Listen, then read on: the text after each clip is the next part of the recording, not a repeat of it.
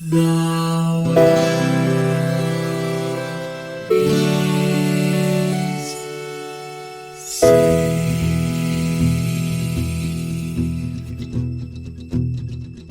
The living room's dark save for light being cast from the big TV screen and the imminent sunrise that's teasing the one starry sky with whispers of morning.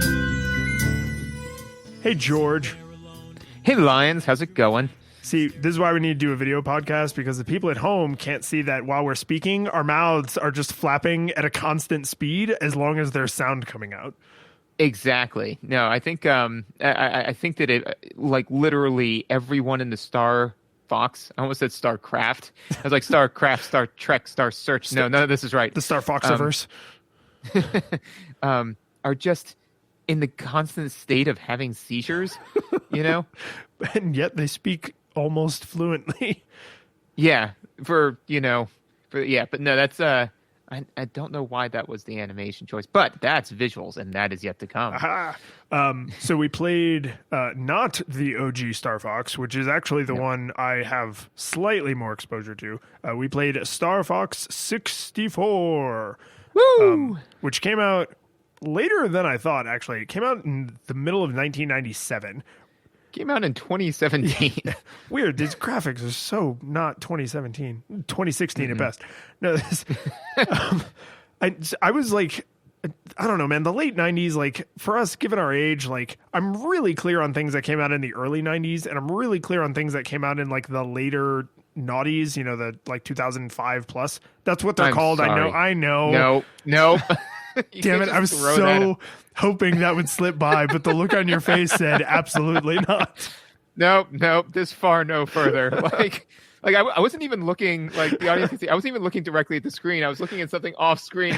Like, I heard that and just slow pan. Like, did you just say, like, oh, the 90s or the naughties? And it's like, yeah. I mean, the years weren't. I mean, they were pretty sexy, but they weren't that sexy. I don't know. It's not ease. Oh no, I got there. I'm just not going to leave it alone. I mean, I get it. All right. Well, at this point, there's no salvaging it, so I'm going to just soldier on. But that middle, like 95 to 2005, like, I frequently screw up. Like, I've even just done this recently where somebody was like, oh, that movie came out in whatever. And I'm like, no, surely it's older than that. And then I looked it up and it was like a decade more recent than I thought it was. Because I don't know. It's like, I don't know if it was a weird time in my life. Like, everybody's, you know, that part of their life is hard to remember or what. But 97. And I'll tell you my experience for this because it's pretty limited. I played it a couple of times at Brian's house, I think. I know I played the Super Nintendo one over there a bunch, and I'm pretty sure I also poked around at the 64 one, but, like, to the point where this was a mostly new experience for me. For me, my nostalgia goggles experience is this was another game that I just poured hours into, man. And we'll get into, this game has a feature which we'll discuss in detail later, which it has like a kind of a user defined difficulty to it, where, like, if you play the game a certain way, it determines which stage you go to. So you don't have like a true stage select. But I played this game so much that I couldn't remember which things you needed to do to get to the stage and which was like the insane, like, personal stuff I levied on myself to do what I considered to be like a perfect playthrough. Because I was like, oh man, you have to blow up all of this stuff. Do you? Or was this just like something that, like, I felt that I had failed if I didn't do it right? This is also a thing where I was just kind of like, I was like, oh man, I want to be like a drone pilot. Like, I thought that was like what I wanted to do because I was like, oh man, I just love this game so much. And then I stopped playing my N64 and forgot about it forever because I did not. Okay, so first of all, I would like to lodge a formal complaint with whoever created the human mind because it just is not up to par, right? Because, like, there are games that we have played where I will sit down and be like, I don't really remember this game, and then like as you're doing it, like, you see like all of the trigonometry like passing in front of your face, you know, and you're just kind of like, I remember everything about this game, you know, I remember the sound, the music, this, that. And this is one where I was like, oh yeah, no, I've got this. I sat down to play it, and I'm like, I have no idea where anything is or how anything's done. I'm like, come come on, Brain, you've been in there the whole time. You can't do a little bit better than this. Well, I don't want to spoil anything on how I felt like the game held up, but it did feel overall, I guess forgettable is probably the right word. Like nothing about it seemed to have the gravity, the Gravitas. the meat of something with a lot of longevity to it. And I don't like, that's not really a critique of it as an individual product, as more like its ability to spawn a franchise. Like to me, Star Fox is a character you play in Smash Brothers. Like that is his legacy. Like this weird pilot thing we're about to talk about, like that is not his legacy. It's him being a pretty solid choice in Super Smash Brothers. And actually, this is, apropos of nothing. So since I don't have a good place to slot it in, I'm going to slot it in here because you mentioned legacy. So do you know the whole deal with? I do. But tell me, because it's awesome. Yeah. So basically, Star Fox has like these like cool like little like metal armor legs, or so you'd think. Doesn't have metal armor legs. He has mechanical legs. The reason why they have mechanical legs is because they removed the pilot's legs so that way they can handle higher Gs because there's less leg for the blood to go into. Yeah, which is an insane like kowtowing to real physics in a world with a talking fox as the main character. Like someone sat down at Nintendo and was like, these ships, like they're flying so fast and they're banking so hard. Like, I mean, this talking fox monster would surely pass out. And everyone was like, what if he had sci-fi robot legs so that there was less body mass for the blood to get forced into on those hard turns? My God, somebody like ran over to a whiteboard and was like crunching the numbers and they were like, that would work. That would totally explain why they don't pass out. No one in the room said like, they're talking animals. They're talking animals In space. that mouths move independently of the words that they're forming. Like, so that was, yeah. But no, I thought that was a very, like you said, like interesting attention to detail kind of thing. It's like, oh man, if this is happening, we have to replace our legs with mechanical ones. Otherwise it wouldn't make any sense. So I will say, and then we can start topics proper. But this is actually a note I threw into just my like end episode section where it's like random crap if we get around to it. But Wolf, like one of the main antagonists, he makes some very clear, very strongly worded threats to you about how you will soon be seeing your father again. And other characters definitely talk about like what it was like when your father was alive. So for an antagonist in a Nintendo game that is like ostensibly marketed to, youngish children to be like, you'll be seeing your father soon. It's like, did he just threaten to kill me? I think he just threatened to kill me. And something about like, I know lots of games have violence and like you kill the bad guys, but something about this character has a family, right? Like Star Fox has a family and his father is dead and I think was killed in action. And then while you are on a mission for an opposing, like the enemy fighter to be like, I'll do you just like I did your father. It's like, there's a lot more emotional weight to that than like stomping a Goomba. Yeah. No, it is a little heavier. Yeah. But this game, there's more like, because the aesthetic. Hey, this could be our transition into visuals. the aesthetic is like very colorful and cartoony, and not in a bad way. But a lot of the dialogue and a lot of the themes and like story beats are fairly mature, like fairly sophisticated, which the more I played the game, I was like, these things clash a little bit to me. Like this is a little bit more bright and colorful than I feel like it should be for this like heavy, like kind of the fate of the universe is on your shoulders, not in like a we saved the day kind of way, but like in a if you don't, millions will die kind of way. Right. And then of course there's also all of the subtle racism. But subtle racism? Fair. But yeah, so top of the hour visuals. It's colorful. Yeah, It's no. pretty-ish. Yeah, it's colorful. It's pretty. Okay, so this I'm just gonna go right into a nitpicky thing because why not?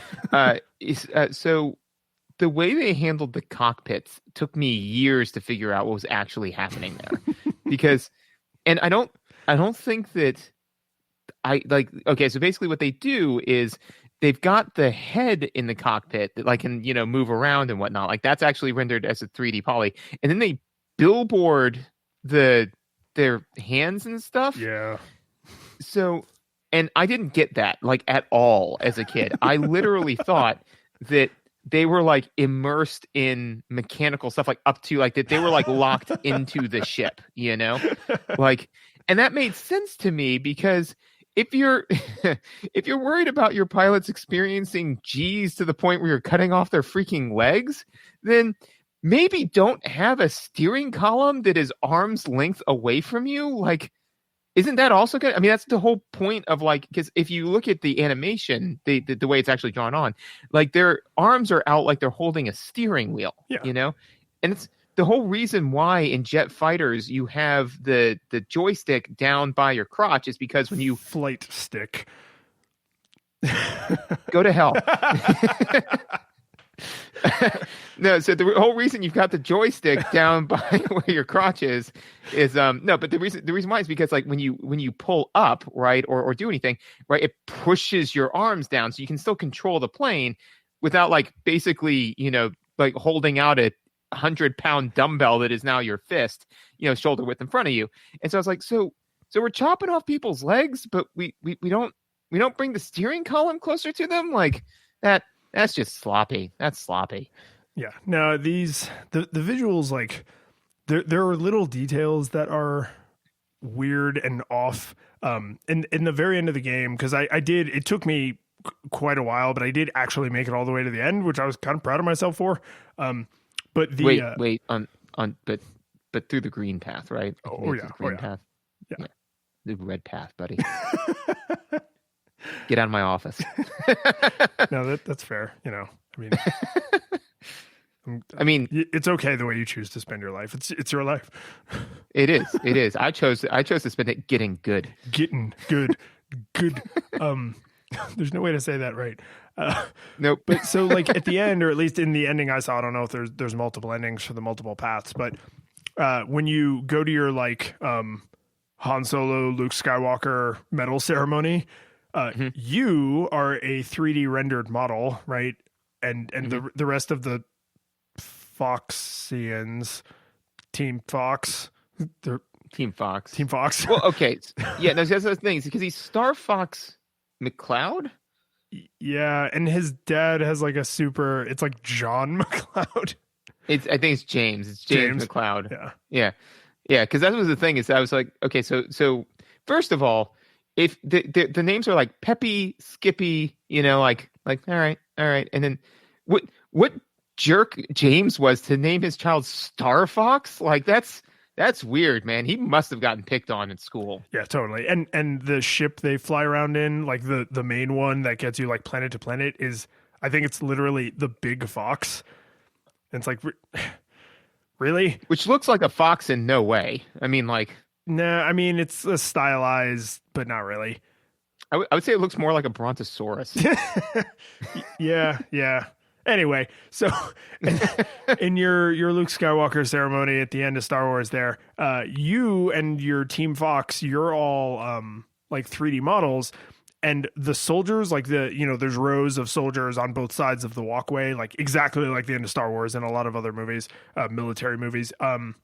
They are JPEGs. They are flat. So you are walking through a completely flat environment. Like it looks horrible. It looks so horrible. It looks end of Chrono Trigger horrible. Like a whole bunch of dancing people like slowing down the frame rate to a crawl horrible. Those are beautiful graphics. They're just not moving. These are horrible graphics that are also not moving because it's a static JPEG. But it's, oh God, dude, like, and the whole ending sequence, because, so here's what I want to say about the graphics. If all you saw, like if you walked into the room and you saw someone who just beat Star Fox 64, you'd be like, this game has some of the worst graphics I've ever seen in my life. And then if you walked out and walked back in and they were just playing the first level, you'd be like, now this game looks okay.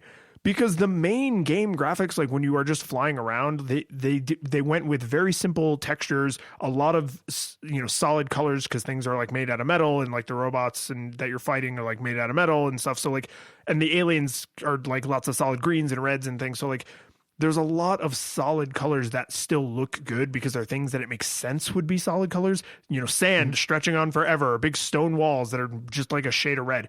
But then at the end, there's just these JPEGs, just like JPEGs, and like, oh my God, like it literally looks like the art direction was done by two different people, because someone obviously realized, oh, we should make the ships kind of look like this because those will render really well with the amount of 3D processing we have. And then at the end of the game, somebody else, I assume, was just like, nah, JPEGs are the way forward for 3D games, and no one like corrected that thought.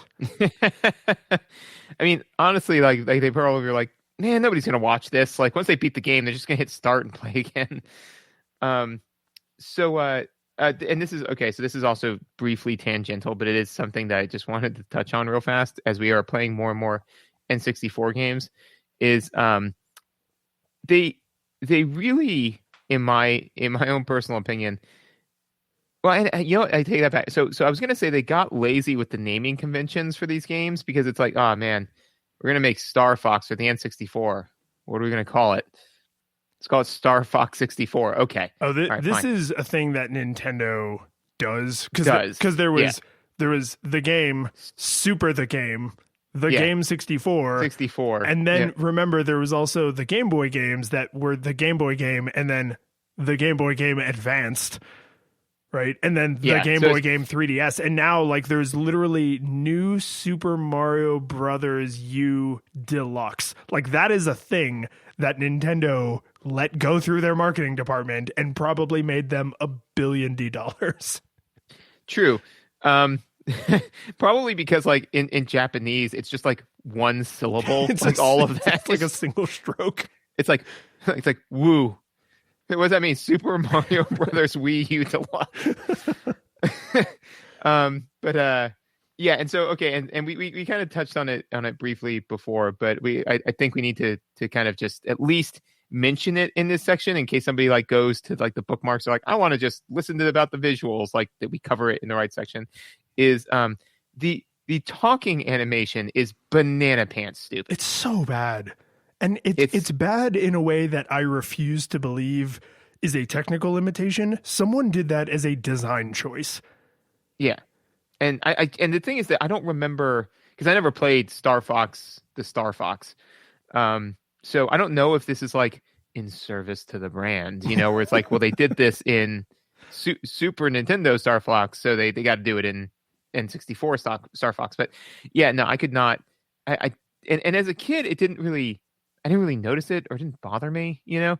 But man, as an adult, I was like, why was this the call? You know, like they could have just slowed it. Even if they just slowed it down by about 50%, like it doesn't. We don't need the head bobbing to sync perfectly with the speech. We just need it to not be clearly 1,000 times faster, you know. Well, and I mean, 1,000 times is like barely hyperbole, right? Because here's a good reference point. So a lot of our listeners probably can share this. In Dragon Ball, the dragon's mouth just opens and closes and opens and closes in kind of a slow, like, and whatever he's saying, his mouth moves at that exact same pace. And for the people who had to localize that into other languages, that must have been a godsend to just be like, oh, well, just speak just have the voice actor speak his lines of dialogue and it'll be fine because his mouth is just slowly opening and closing. It didn't match the Japanese either, right? Yeah, no, there was one guy on the localization team named Dan who had actually seen the thing beforehand. They were splitting up tasks. They were like, okay, like somebody needs to localize Vegeta. We need Krillin. We need this. We need the Eternal Dragon. Dan's like, you know what? I'll just take the Eternal Dragon. Nobody really needs to look at it. I got that one. Don't worry about it. Yeah, this feels like a good first project for me. But this the Star Fox 64 talking animation is I mean, the flapping is constant, and it's to the point where you can actually almost like your eye sees like the light trail because it's jittering so fast. So not only are the graphics, because you know they're blocky early polygon graphics like you would expect from the 64, which works awesome in gameplay because the ships are spaceships and they're super angular, right? And like you don't feel like they skimped out on the polygons because that's how the ship is supposed to look. And then there's like big towers which are just big like rectangles or like kind of cylinder things, and like you don't really feel like they skipped out on the polygons because it's like, well, it's a tower, like it's a monolith from 2001. It's supposed to look like that. It's a domino, right? But then you see the characters themselves and you're like, okay, yeah, now I can see like they have kind of bug eyes and like they have overly pointy features because that's the limitation of the time. But it doesn't really, that crap does not really hit the fan until they open their mouths to speak, and then you're just like, oh my lord. Yeah, no, and I assume that, you know, many of our listeners listen, you know, like when they're like doing chores around the house or what have you. But I'm sure that there's some that listen on like a drive into work. So it's for those in particular that I think that this exercise would be particularly helpful, which is shake your head back and forth as fast as you can. You're not even close. Like that's how fast they're like jittering back and forth. Like I cannot shake my head like fast enough, trying as hard as I can. So please do that. But also that, just to give you like a frame of reference in case you don't remember the visual, and like I said, it is to the point where it pulls you out of the game a little bit to like kind of see. No, like, it's jarring. Yeah, when Pepe's like, do a barrel roll. Oh my god, no, actually I've got that in audio, but like we'll get there. Yeah, we'll get there. I do need to mention something that I think I may have talked about when we played Super Mario 64, and I know I forgot to mention when we played Smash. So I'm glad we have another 64 game for me to mention this, because now I have 3 data points, and that's a trend. Text rendering on the Nintendo 64 is garbage. It is utter garbage. Every single piece of text looks like crap. It looks like it has been written by hand and then like taped onto the screen because they forgot to put words in the game. And I have no idea why this bothers me so much. I really don't, because I know a lot of people who are designers, and when they talk about like, oh, well, this iPhone has, you know, a DPI of whatever, but the other one only had a DPI of whatever. Can you imagine trying to read a long form article at that DPI? The text rendering would be absurd. Like those people, they, you know, toss their flannel shirts charmingly over their shoulders. I assume they all live in Oregon. That kind of thing, I don't. Like, I understand the technology of it, but I don't understand how they can care that much. This must be how they see the world all the time. Because every N64 game I sit down to, as soon as they put a word on the screen, I'm just like, please don't show me 2D text. Please render it in 3D. And then they put up 3D text, and I'm like, oh, God, please go back to the 2D text. No. No. I did not. So grainy and ugly, and there's usually like a gradient that makes it look totally out of place with the surrounding artwork. I just hate it. Yeah. I have 2 other notes for visuals. One is I thought that they did do a good job making you feel like little things that they did to make you feel like the world is kind of like alive to a degree. And one of the things is that when you shoot your lasers into like the ground, like it will scar the ground. Yeah, you know? Isn't there like a little kind of like little pop, yeah, like it kicks up a little dust, and then but there's definitely like, you know, like the red like scorched, you know, like little laser things, and like stuff like that is definitely the little attention to details that make you feel like it's not a shooting gallery, that it is actually a world that you're in with no legs. Yeah, with no legs. I mean, got legs. They replaced them. Well, You know, yes. I mean, I did this. This is definitely tangential, but I did a D&D adventure one time where like there was like a torture scene, and basically the idea was that they would remove the character's arm and then cast regeneration to regenerate it back, and then remove the arm again. And the player got really upset about that, and she was like, "You took my arms and legs." I'm like, "I gave them back. I gave you new ones." You know, Gotcha and was.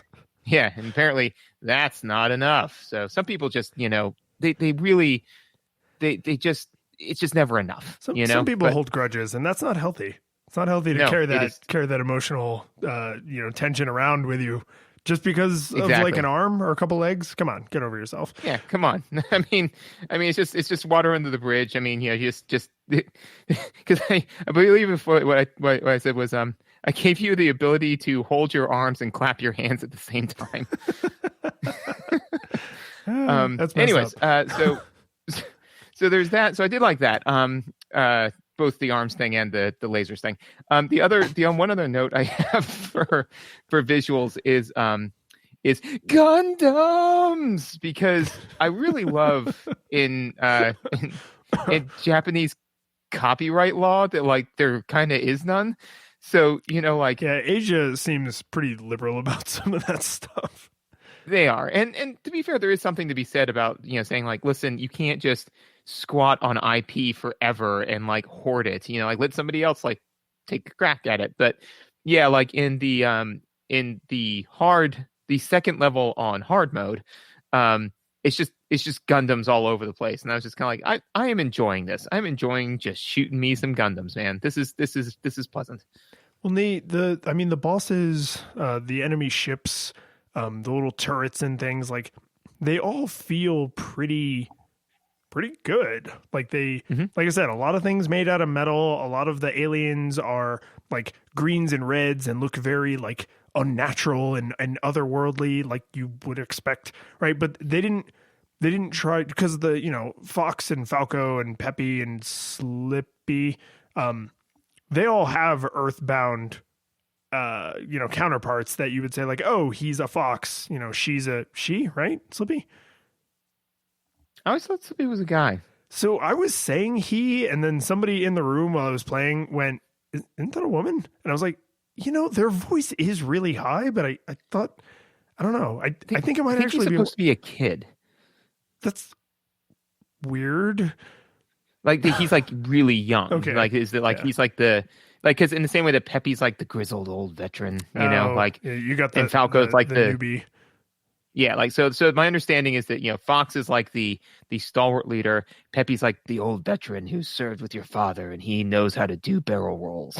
And you got Falco, who's like the like hot shot, like I know what's going on, you're only in command, the Raphael, right? And then you got Slippy, who is like the grease monkey, who but it actually kind of similar to the fact that in like Firefly, that what's her name is like younger, Oh, right. Like really talented. So like kind of their position is advanced beyond their years because of their ability. Correct. Yeah. So that was always the feel I got. I don't have any like canon or data to support that, like I was way too busy looking up leg facts. And I mean, and the audio, which we will get to soon.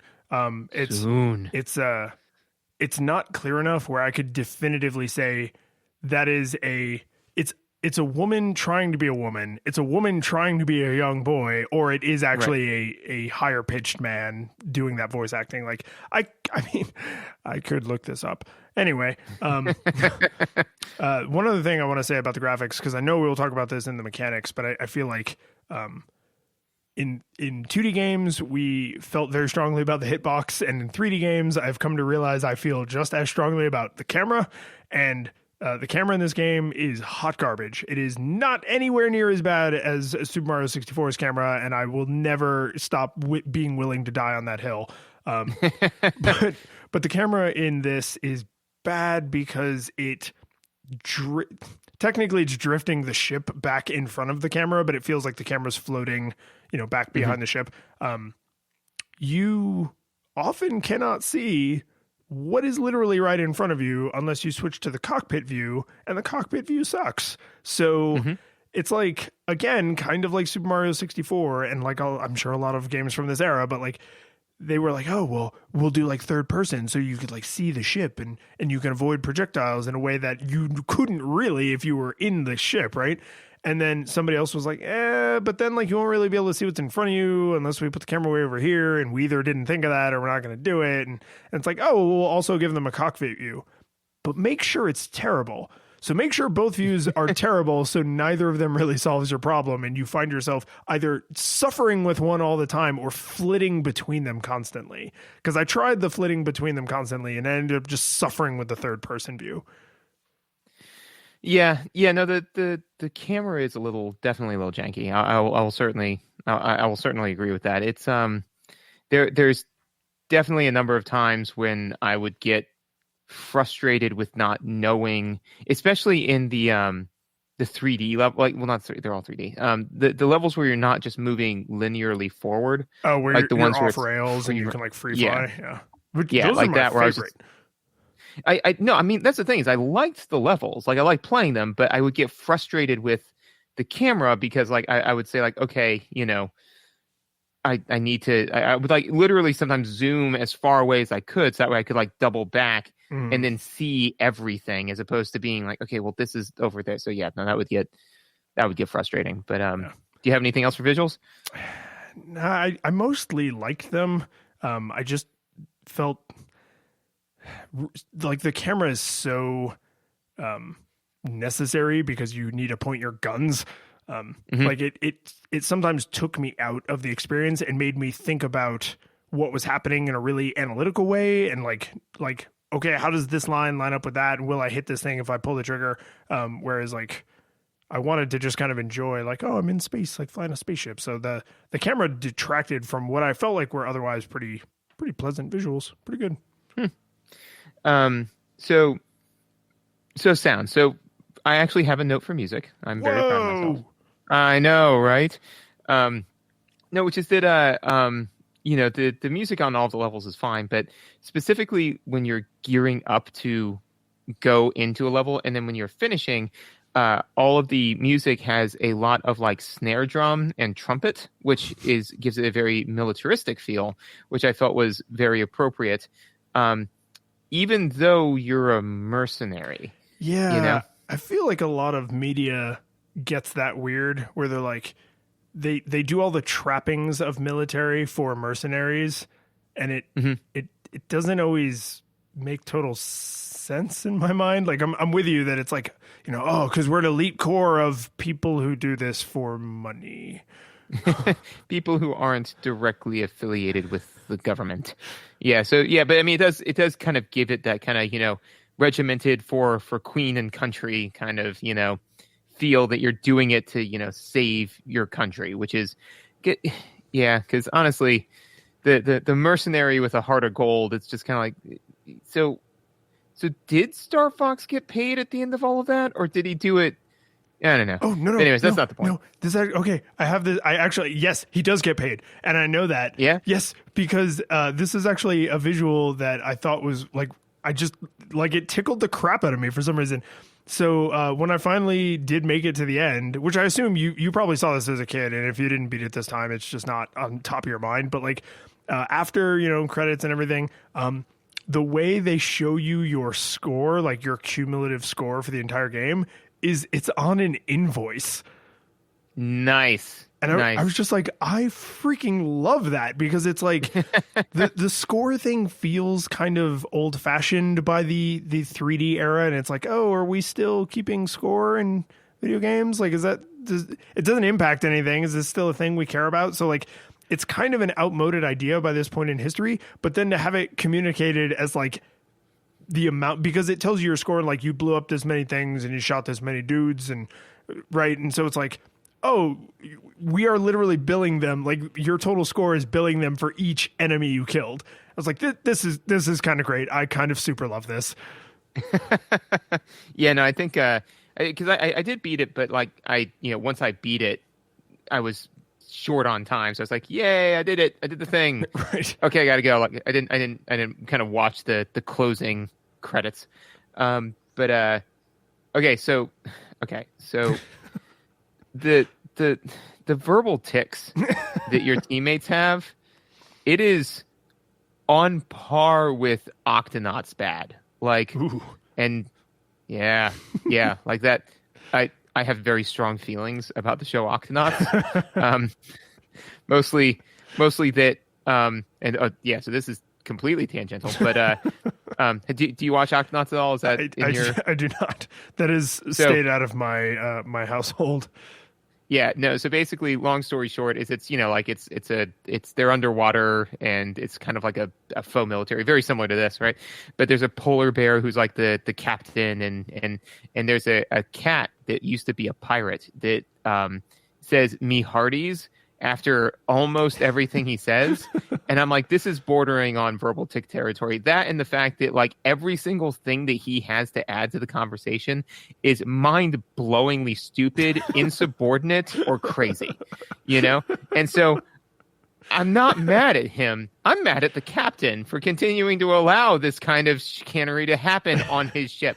That's not the point. The point is, if Peppy told me to make a barrel roll one more time, I was going to barrel roll myself into his ship, like killing both of us. But like I wanted to do it so I rolled into his ship and like could reach like both of our cockpits were like head to head, and then reach out and strangle him to death as we both go down like two eagles making love into the earth. Just so that way I knew that I personally murdered him. Yeah. I don't know how you felt about it though. Maybe did you like that? No, I'm not only am I 100% with you, but the way I summed it up in my notes, how I felt about him is shut up, Navi, because they did not evenly distribute the whiny game universe needs to tell the player what to do-ness out, right? They consolidated it all in Peppy because Peppy is the grizzled veteran who would surely think he knows best, right? What would be nice is if they recorded like 3 extra lines of dialogue and had a Falco version and a Slippy version, because the Peppy version is like, I'm trying to tell you to make sure you kids know how to fly them starships, right? Press Z twice to do a barrel roll, right? Like that would be on brand for him.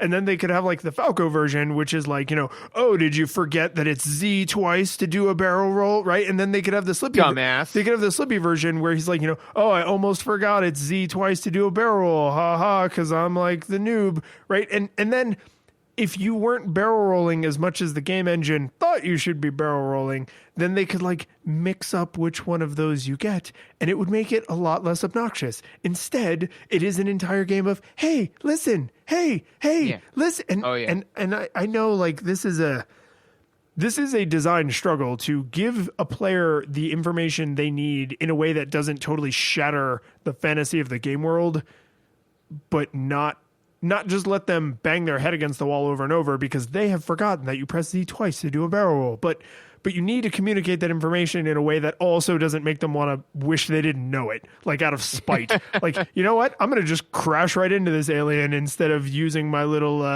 like U-flip maneuver, because if you tell me how to do it one more time, I'm going to U-flip right into the ground.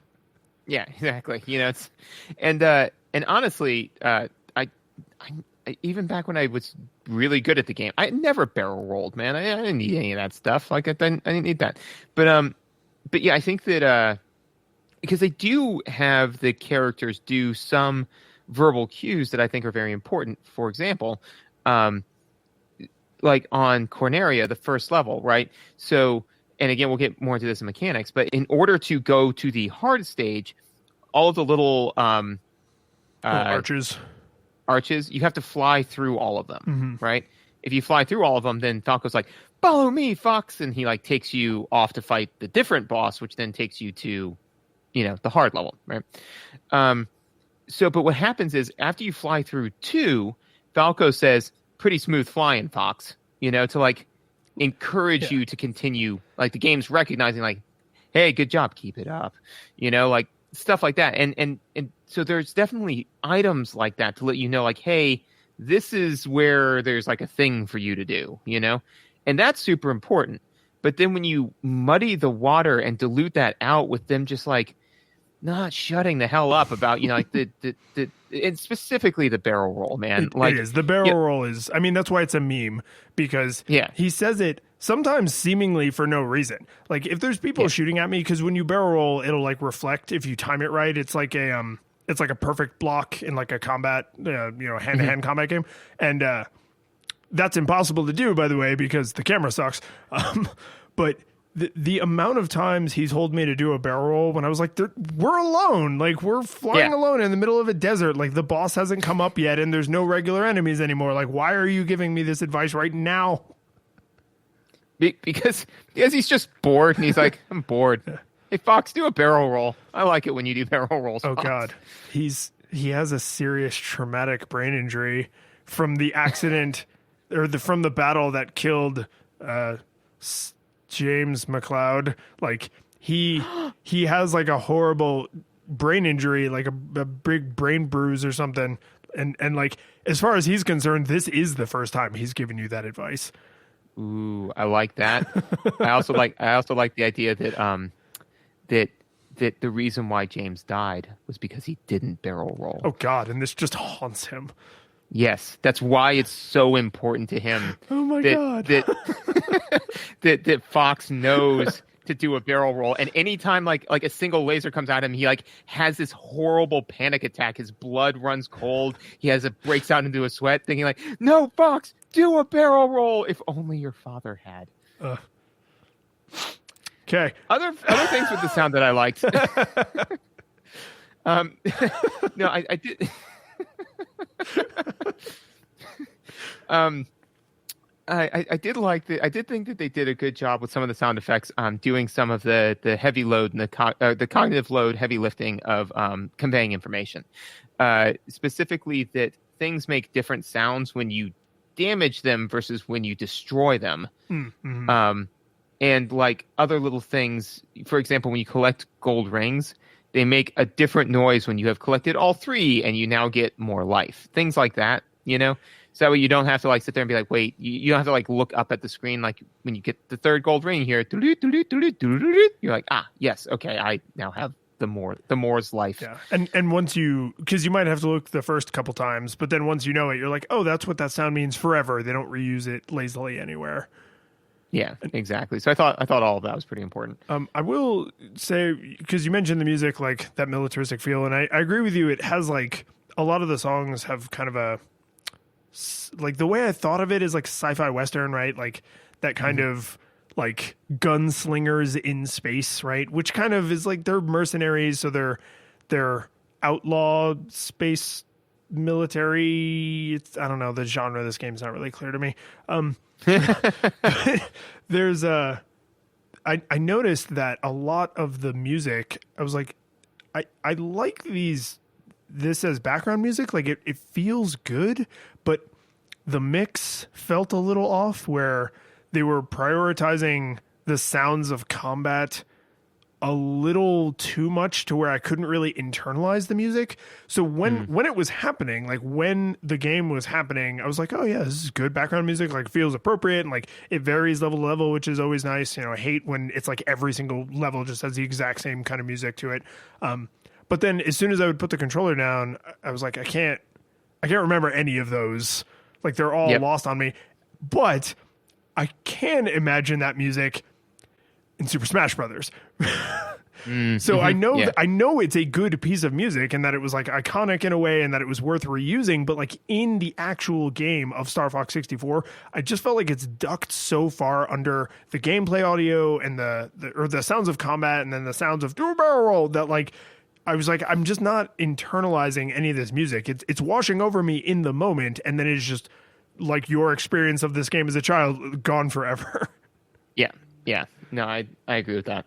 Do you have anything else yes, for... dude, voice acting. Like, what the hell? yes, this must be at least addressed. We don't have to drag it out forever, but I know voice acting was new to video games, but speech was not new to humans. We've had acting for thousands of years. Like, were video games considered such a trivial and flighty and unknown, like the future for video games was unknown, that no talented voice actor would sully themselves by doing a character voice in a video game, a childish video game? I mean, remember that Looney Tunes have been around since what, like the 30s or 40s? I mean, there's propaganda Looney Tunes cartoons about Hitler and Mussolini. So they've been around for a while. And Mel Blanc was a fantastic actor. He didn't just do a lot of voices. He actually like expressed emotion, and like you could tell how the characters were feeling. So cartoons are for children, and we were okay putting good voice actors in those things. Why in early video games with voice acting is the voice acting so bad? It's so bad. Like when Slippy, so I don't know if this happens on the hard route, but on the easy route, when Slippy like crashes on the planet and you got to go save them. Well, and so like the dog, your boss, who's a dog, who I think is a general who has hired mercenaries, which is always weird to me. It's very pejorative, man. Yeah. Okay. So that bitch. God, you looked so defeated, man. Like you were just like, I am so tired. Just like just by me being like, that's pretty pejorative. You were like just in that one moment, you realized like how meaningless the world really is, and it just like. And then you bounce right back, but holy, yeah, how you doing, buddy? I'll be okay. So your boss, the dog, that bitch. The dog says, "Hey, you can't go down there. It's like that's a dangerous place to go." And Fox says, "I can't leave Slippy hanging." And it's like that. Your friend might die or be dead. Yep. You are out of contact with them, so it's not. It's not like, hey, it's not like if your spouse is like, hey, I'd rather if you don't go to the bar with your buddy tonight. It's like your buddy's already at the bar. And you're like, I can't leave my buddy hanging. Like it's so, oh God, every line of dialogue is just absolute freaking rubbish. They're all bad.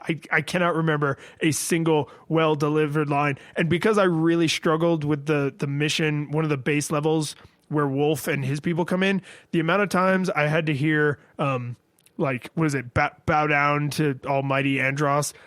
But the guy has like this nasally, whiny, like he'd be a Poindexter on some, with like the pocket protector and the hair parted weirdly in the middle, be like, bow down before mighty Andros. I was like, okay, team, I have now forgotten what the mission is because all I can think is kill that guy, because if he comes over my radio one more time, I'm going to do one of those U-turns directly into the ground. No, actually, the voice acting is, and this is something I didn't really pick up on because it just, I agree with you. It's atrocious, but I play this game so much. It just is like, I can't imagine some of these lines being delivered any other way because I've heard them so many times and so awfully, but you are absolutely correct. And the one that, and the reason why I know that you're right is because right when you said it, I was like, that's why some of these lines stick out, is because they're almost uncanny with their poor delivery, Yeah. So nowadays you would say, oh, that's obviously an AI delivering that line. That's not real human speech. But at this time in history, it's like, no, you just found either a terrible voice actor or, it could be terrible direction. Like maybe it's a perfectly competent actor and the director was like, no, do it again, but way worse. Can you, no. That was like 20% worse. I need like 90% worse. I need it to sound like this is your first day speaking a human language. Can you bring it to that level? Yes, that was perfect. That was terrible. You are hired. Well, the one line that I just remember is on the, and I don't know if this is done on the easy level, because I didn't bother, but on the hard one. So I believe on the easy one, when you fight Andros, you just you blow him up and then you take off. You don't fight Andros's brain, correct? You fight the terrifying head, and then the head blows up, and you fight what I would describe as like a skull. Okay. Yeah. So in the hard one, you fight like a brain, like a brain with two eyes, Yeah, it's fun. But when you destroy that, he goes, and I think that this line is actually delivered in both as, "If I go down, I'm taking you with me," and it's like, and it's just so stilted that I've literally heard. I think about that line once a year, every year since I've played this game. And I don't know, but it's just because it's so stilted, But yeah. So anyway, anything else for sound?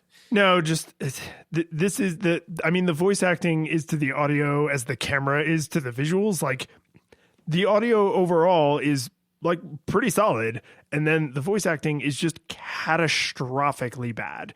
And the way that it's deployed, like, I'll give them a little bit of a pass on, like, yeah, we couldn't record 25 variations of every single thing so that you didn't get annoyed with do a barrel roll over and over. Like I can give them a little bit of a pass on that just for storage reasons. But if I have to hear this single performance of do a barrel roll over and over, can you make it a little better? Like a tiny little bit better, maybe. And actually, I think to the voice acting thing, I think that that I think you're right, because honestly, I don't think that there was, as you said, like much voice acting or anything like that in previous game generations. And so they probably, when they were budgeting for the process, they just did not budget a lot for voice acting. That's probably the case.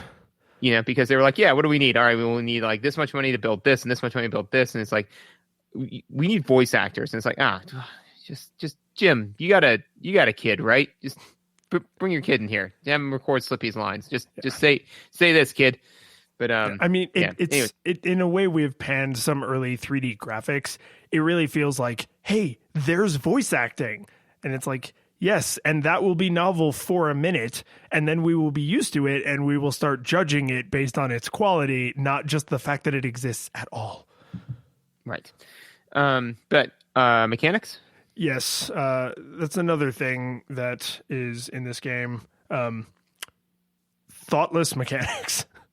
Just, I want to mention this up front, not because it's one of my biggest bugbears, but just because I can tie it right back to audio, which makes it a smooth transition. The amount they told me to do certain things like barrel rolls is hilarious. Do you have any idea how long I was playing this game before I figured out the difference between the gold and silver rings and what collecting them did? Why didn't anyone tell me that? Like, you got all these idiots jabbering in my ear nonstop. I obviously don't have the ability to turn my radio off because I would have. Like, why didn't someone say, like, Fox, crash into those gold rings and somehow it'll make you die harder? Like, that would have been really useful information to me. Or like, the silver rings will restore a little bit of your, I guess, ship's armor, because it's not really health, right? Like, why did no one just say that? Like, just once in the first level, someone could have said that. And then I had a moment where I was in the middle of like a dogfight, and there was the sparkly whooshy noise because I just picked up a gold ring, and I looked up because I could see the flashing, and I saw my little health bar get longer, and I was like, I would have appreciated knowing that sooner. Yeah, I actually didn't struggle with that quite as much because, like for the gold rings and things like that, like I kind of felt that, when I got them, the audio cue to me definitely was peppy enough that I thought, I'm like, this is a good thing. It wasn't like the starship in F-Zero where it's just ominously hovering over me, and I'm like, what is going? Yeah, what is happening? But it has a bright sparkly noise, but it in no way was clear to me, like, collect 3 to have a longer health bar. So one of the things, so I mean, I didn't struggle with that quite as much. I could see that being an issue, but that was not my particular thing. That the thing that, and I honestly don't know how I feel about this. This is a first. Like, I don't know, man. I don't know what to think anymore. So I'm a huge fan, as we've discussed, of user-defined difficulty, right? Like, basically where, you can change your difficulty by playing the game.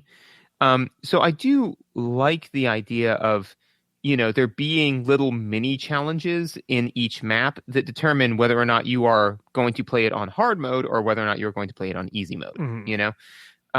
Like, for example, on Corneria, if you are deft enough to fly through all of the little arches, well, then you're probably skilled enough to play it on a harder difficulty. And then if you do whatever you need to do in that stage to get continue playing on a harder difficulty, so the stages get harder and harder.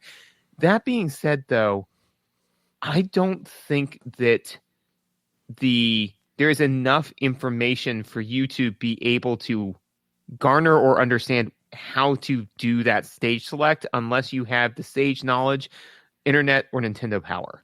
Yeah, I mean, having just played through the game, I can tell you that nothing indicated to me that my behavior might impact the level I went to next, except for two things.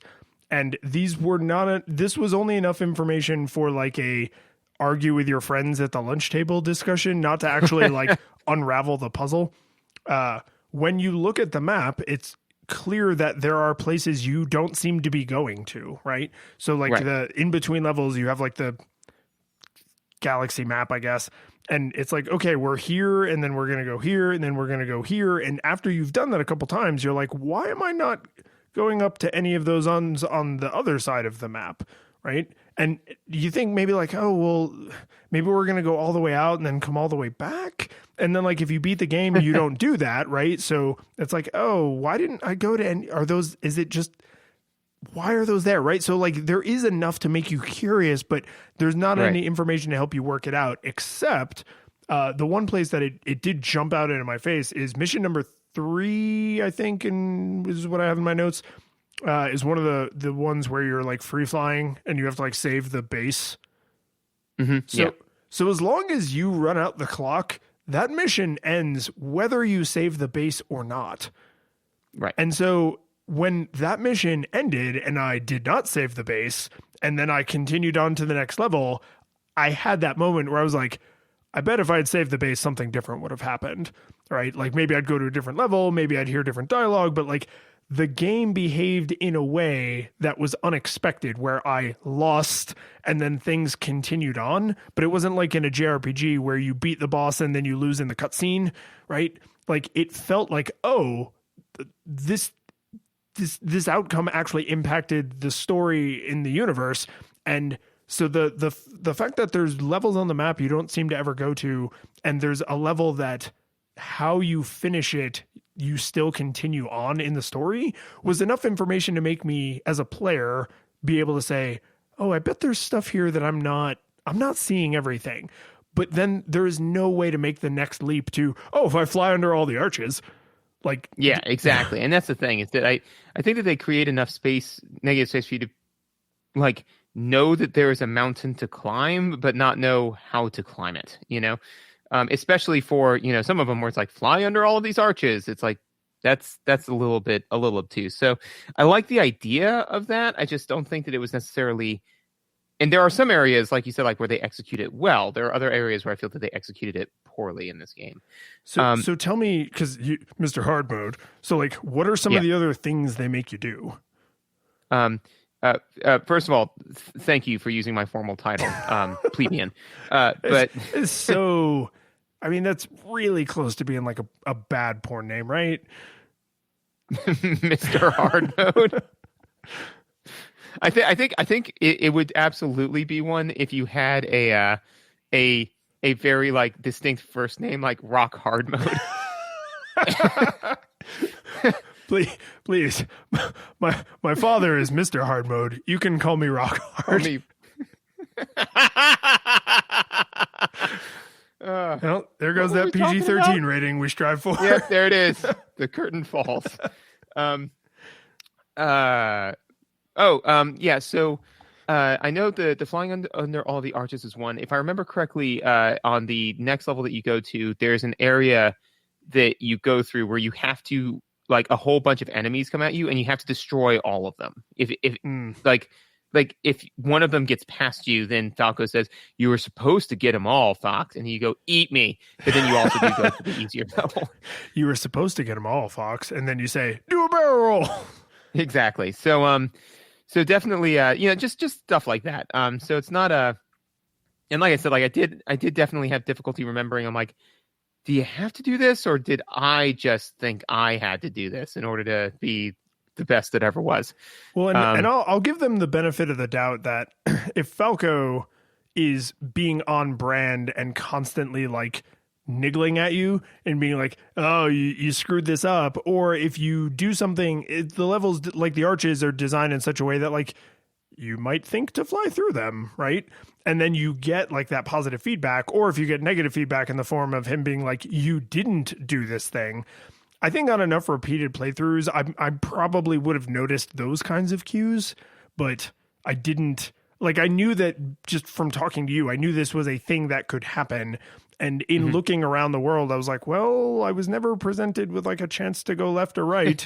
And I certainly can't select it on the map. So obviously all of the level select is done through, arch challenges. Yes, it's arches and hard determinism all the way down. One of the game mechanics that they did do that I really did like was that you have this huge health bar, right? Or in my opinion, it's impossibly huge because I'm good at the game. But what?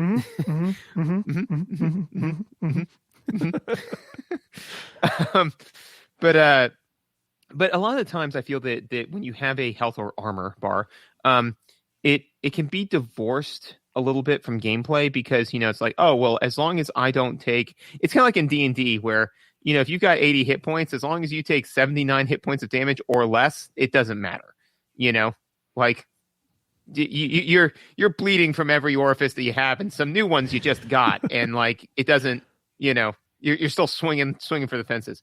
So what the game did that I did like is that if you take enough damage, especially on your wings, you'll lose a wing and then you lose your lasers, Like it will knock your lasers back down to the base laser type. So it's like I was way more careful about my damage because I didn't want to lose my lasers, less so because I was afraid I was actually going to die, Yeah. No, especially if those kinds of like minor drawbacks, death being the big drawback, if those minor drawbacks are distributed over your total health bar pretty well, because especially in a world where you can get health back, right? You can get your gold rings. In a world where you can get health back. One man. No, so because like you can play with that a little, right? Like you can say like, oh man, I lost my lasers. I'm back down to the crap laser. But now I've built my health back up and I just got another laser pickup, right? So you can, it's not a positive feedback loop where it's like, oh, well, I got hurt, so I might as well just restart the level because I'm never going to be back at full health, right? You can swing back up and win one for the team. Yeah, I mean it's a failure spectrum, right? So it allows you to be in a failure state that is not death, Failure spectrum sounds like a like one of those like nerdcore bands that like does everything with like super precise synthesizers and things where it's all like computer and like mathematical music. Like I would listen to a band called Failure Spectrum. Absolutely. No, that'd be a great band name. I was just like I was just picturing more so like going up to an employee and being like, okay, so you are now on the failure spectrum, So we have to talk about this. You wanted to see me, Mr. Witt? Yeah. You like pull out this big like colorful chart, like what they show to people in hospitals who may not be able to communicate or may not speak the language of that country with like the faces in varying levels of pain. This is the failure spectrum. Where would you say you are on the failure spectrum? Yeah, exactly. What were we talking about? Oh, right, this video game. One of the other things that I thought was kind of like a neat, clever thing is that like if you're again if you're on the failure spectrum, where your teammates need your help, and if you screw that up enough, they are out of commission for the next level. Yeah, which I was a little shocked by. I was like, oh, this actually matters. Like, I can't let them die just so that I don't have to get hurt. Like, there are repercussions for your actions. Yeah, because honestly, there were a couple of times I'm like, man, if Peppy needs a little bit of time off, to lick those wounds and not telling me to not have his PTSD flashbacks and telling me to do barrel rolls. Maybe everybody wins.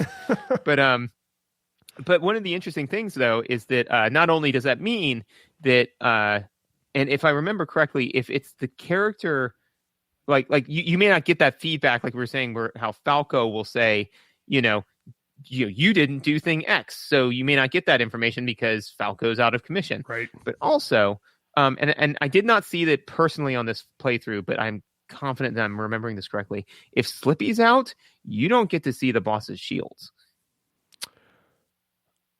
I think I'm gonna say that that's true, or there's something like maybe you don't see their health bar because that's what I'm saying. You don't see their health. Yeah. Because when Slippy crashes on the planet, you cannot see the boss's health until you free Slippy from the big tentacle hands, and then they are like scanning, and then that's when the health bar shows up, which I might add shows up as full no matter how much you've been shooting that thing in the face and or crotch. I know, right? Which is like, so are you scanning them, or did you like, are you Goku in the Cell games and you were like, oh Fox, you're here, let me just give this giant tentacle monster a sensu bean and then you can have your great fight. Or yeah, or maybe I don't know. I was gonna say, or like maybe you don't really know where to hit them, but you are hitting them in the right place. But yeah, I think that's kind of interesting. How it's just kind of like, oh yeah, if Slippy's out of commission, Slippy is your analyst. He is the guy who analyzes their shields. So yeah, if he's not there, you don't get to do that. And I think that's kind of again like a nice touch, and it's a. Because when you're building a failure spectrum, you want to have it so that way the failure state is not, as you said, so bad that you want to go back and reset the game, or retry the level, right? So like if all of a sudden Falco's out of commission for a level, you're like, oh man, I didn't do as well as I could have. Not like it's not permadeath where it's like, oh, Falco's gone forever now, so we are now a team of 3, y'all. Do a barrel roll. It's just like with a DBZ Abridged where it's just kind of like, where is 17? He's gone, buddy. That's sad. I am sad. Yeah, me too. But yeah, but that's the thing is if it was permadeath, then you would be way more likely to retry the level, which pulls you out of the narrative and out of the story, because all of a sudden you're like, oh right, it's a game, I can just press reset, So yeah, so I think that I did like the fact that they kind of added that smaller failure state in. Yeah, and this is I feel like one of the things we haven't yet focused on in the 3D game era, and depending on what order you listen to these episodes in, maybe we have, and you're going backwards in time and quality maybe. 3D games had more storage in general, not just for graphics and audio, but also for things like game engines, right? And so they could have some of these ideas that I know we picked on 2D games for not always doing. And not only did they now have the processing power to implement some of those kinds of things where they might say like, oh, wouldn't it be cool if like you don't even know what to do for the hard level if Falco's out because he's not there to tell you?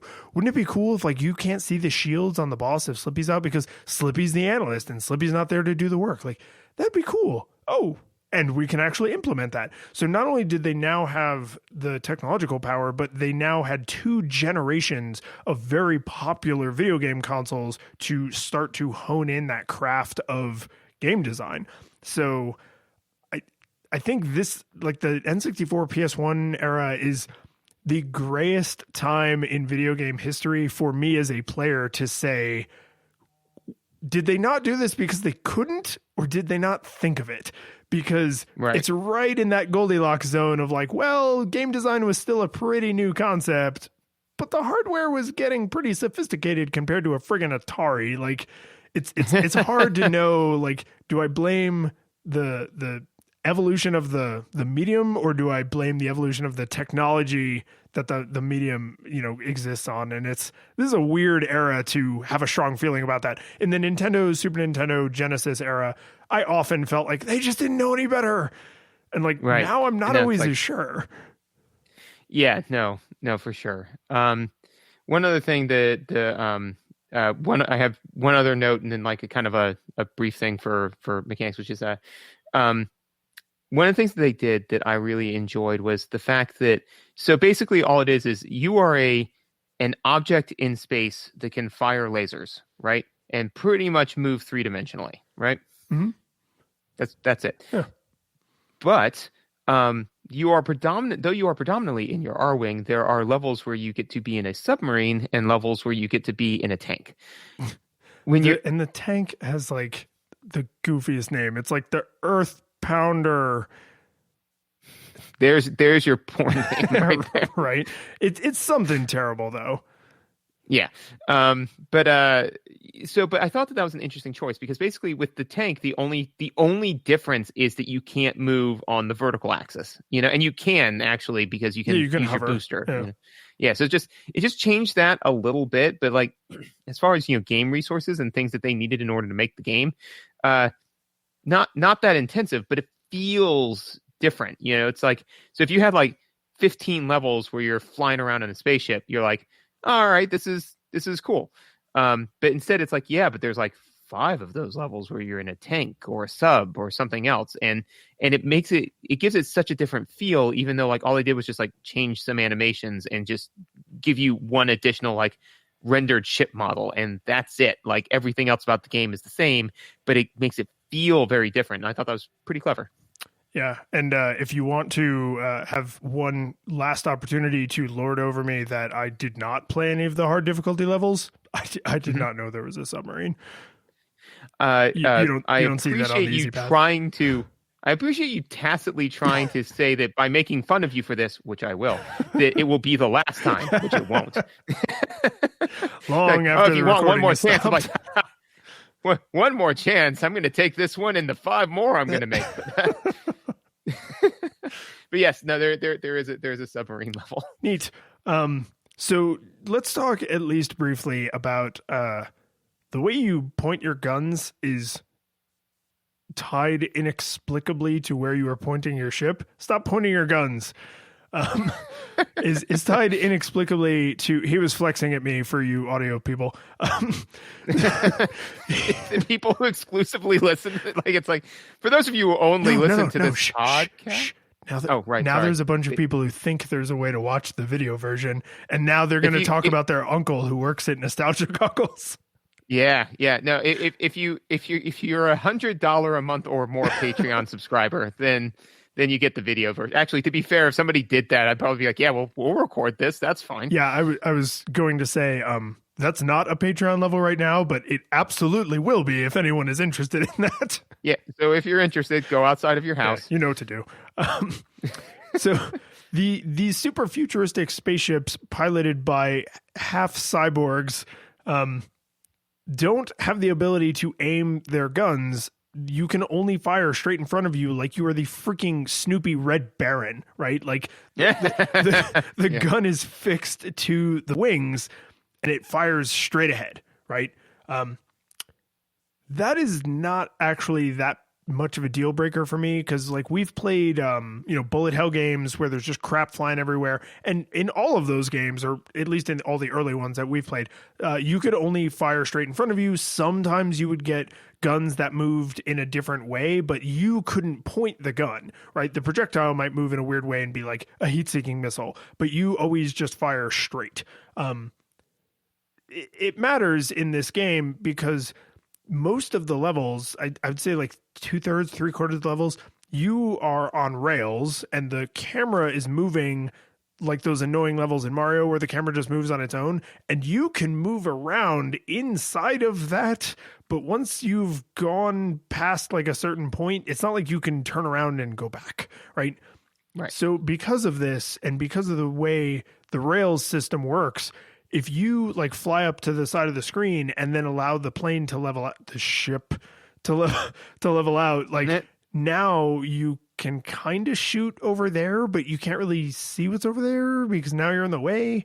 And so if you want to shoot at something that's in the middle of the screen, you have to like either be right in front of it, in which case you can't see them shooting you back, or you have to like fly up to a corner and then point yourself back at them, but at a shallow enough angle that you won't drift too quickly back into the middle of the screen, because that's now the way the ship is facing and you're still on rails and being pulled forward. It's awkward and clunky, and in a way that I'm struggling with this and finding this so frustrating, because I feel so strongly that this is wrong and I have no clear answer on how I would do it differently.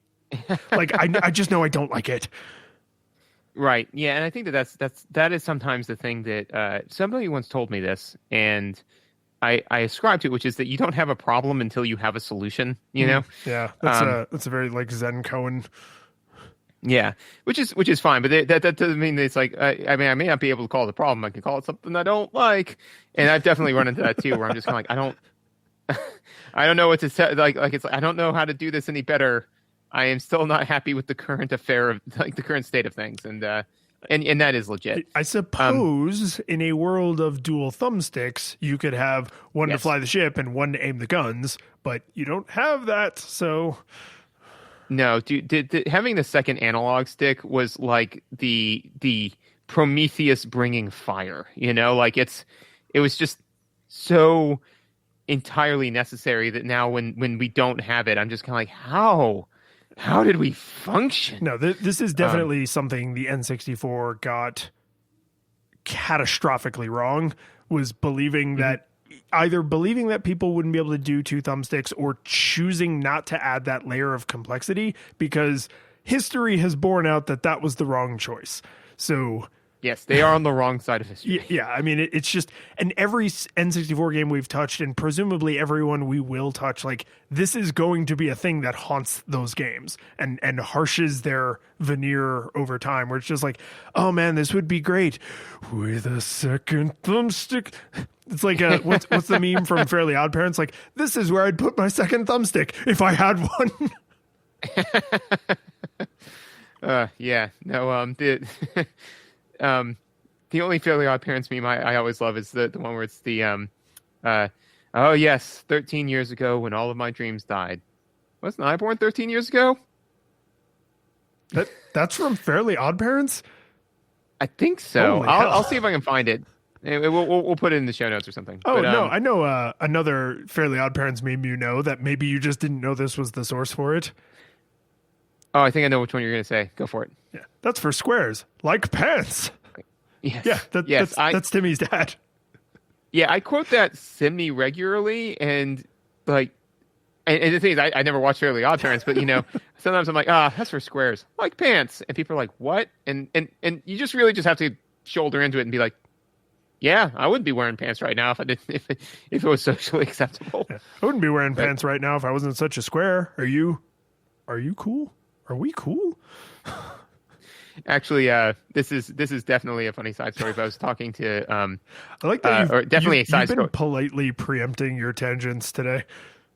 Yeah, but basically, Megan and I were. This is just talking about like Square, right?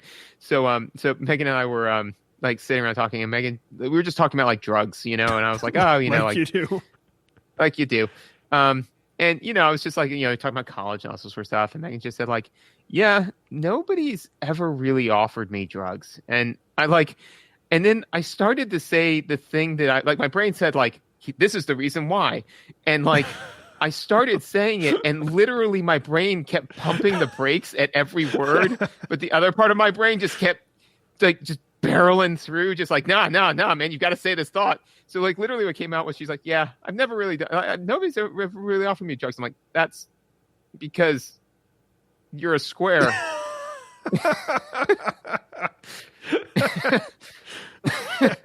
But so with that in mind, though, I don't know if are you ready? Are you ready for the final question? I have this one last random comment, which we don't have to talk about at all. I just need to say it. Okay. Playing a pseudo team-based squadron flying shooter thing for like 7 levels, and then getting to the final boss and the main Star Fox man on Team Fox being like, hey, I'm going to go it alone. And your mentor, who absolutely has been babying you this entire time, your like rival ace pilot who has absolutely been trying to outdo you this entire time, and the like noob who looks up to you and would never want to let you go alone into danger, are all just like, okay, bye. Like when you say like, I will destroy Andros, like I'm going into this one alone, y'all, and they're all just like, okay, bye. And I was like, wait, what? Are we? Well, and that's the thing though, is that if you play on hard mode, in the end, you do get a little bit of help. Oh yeah, no, on easy, it's worse than getting no help, because it jarred me really hard out of the experience. I was just like, why are you letting me do this? Well, okay, one, why have I suddenly become suicidal? And two, why don't any of you care? Like, it is literally, you are paid mercenaries. It is literally your job to help me do this. Yep, because on hard mode, your father helps you. But he's been dead for 15 years. But seriously, he's alive? They do that whole thing where like he like helps you get out, and he says like a bunch of like whole sage wisdom, including like trust your instincts, which is that thing that Peppy always says, and it's like, oh, he got it from he died from my dad. Does he like Obi-Wan Kenobi you like Luke use the Force like that? No, like he's there. Like Oh. I honestly though I think that Fox is having a stress break. Like, because you both like fly out and like you barely make it, and then Fox like looks around and like his dad's gone. Oh yeah, so like, he's totally Obi-Wan Kenobiing you. Yeah, but the difference is though it's not like you don't just like hear him, like you do see him flying and whatnot. But I do think that is Fox having a psychotic break. That's why it's hard mode. Yeah. So did it hold up? On that note. Yeah, so when I was taking my notes, I was actually struggling with how I was going to phrase this when we got to this part of the episode, because there were things about the visuals I really didn't like, but overall they were good. There were things about the audio that I really didn't like, but overall they were good. And there were things about the mechanics, particularly the way the camera and the rail system works, that I really didn't like, but I did eventually learn to deal with it in a way that still allowed the game to be enjoyable. And I kind of was like looking over my notes and like playing a little bit and looking at my notes and thinking about it, and I was like, oh my God, I don't think you need nostalgia goggles for this game. I think I'm actually okay with this. And I'm like, I don't think I'm overly harsh on the games we play, but I was like, there were so many little things that I was down on. And when I stepped back and actually looked at the whole experience, I was like, hey, crap, I think this game actually held up just fine. And like, that's a weird feeling to have, to be like, it was good and I enjoyed it. Why aren't I happy about that? Yeah, I think that the problem is that I think, and so I also think that for me, like on a scale of 1 to 10, like 5 being nostalgia monocle, right? Mm-hmm. Like to me, it's kind of like a 3, you know? So it's like, I wouldn't say like, oh yeah, it totally holds up. Like go play it tomorrow, you know? But at the same point in time, I would say that like, yeah, it's like potato chips, you know? It brings nothing particularly novel or unique or amazing to the table, but it is enjoyable. It's a fun experience. You know, you want to sit down, you play it for half an hour, that's fine. But like, I wouldn't, because normally I'd say like, well, who would I recommend it to? And like, everyone and no one, because like if anybody was like, hey, I want to play like a fighter, like I wouldn't recommend this because it doesn't do anything where I'm like, check this game out, it does this thing that you should check out. Like this game just kind of does a little bit of everything, and it does it all kind of good, you know. And it's just kind of like, yeah, so it's not yeah, it's kind of like, I don't love this game, I don't hate this game, I nothing this game. I don't think it's that bad though, because that's the thing. It's like normally I say it's like a horrid thing, you know, but it's like yeah, no, I don't know, like it just But let me it's the protein shake of video games. let me flip the script on you a little bit here, brother. I think the question, who would I recommend this game to, or would I recommend this game to someone, is a valid question. But the way I feel about this game, and this may be the first time I've thought about it from this particular angle, is if someone asked me, oh, I want to like play some N64 games, just like see what that generation was about, how's Star Fox 64? I would be like, it's fine. You should probably play it. Right? Yep. Like, I wouldn't go up to someone and be like, oh, hey, make sure you play Star Fox 64. Or like, hey, I know you've never picked up an N64 controller before, but for the love of God, make sure you play Star Fox. Like, absolutely not. Under no circumstances would I do that.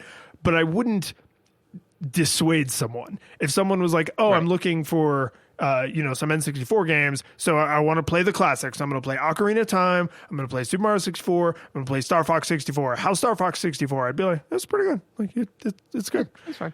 So basically, like Star Fox 64 is the ship flying through space, and like everybody, saying like, oh, well, it doesn't do this well. Like all in your mind, like it was like it doesn't do this well, it doesn't do that well. Like your mind fired all that sort of stuff, and it deflected them all. And you know why?